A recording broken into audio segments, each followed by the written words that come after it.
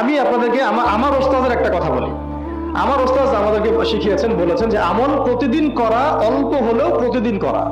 প্রতিদিন আপনি 10 পারা পড়তে পারবেন না হয়তো, ঠিক আছে 2 পৃষ্ঠা পড়েন।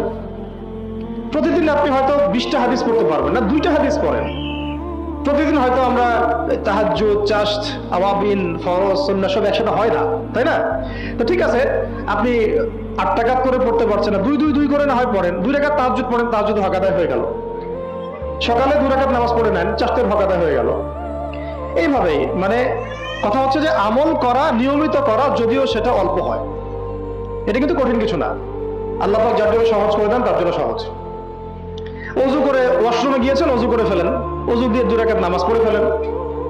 চলতে ফিরতে আপনারা তো ঘরের কাছে বেশি ব্যস্ত থাকেন, চলতে ফিরতেই সুবহানাল্লাহ, আলহামদুলিল্লাহ, লা ইলাহা ইল্লাল্লাহ, আল্লাহু আকবার পড়তে থাকেন, আস্তাগফিরুল্লাহ ওয়া আতুবু ইলাইহি পড়তে থাকেন, দরুদ শরীফ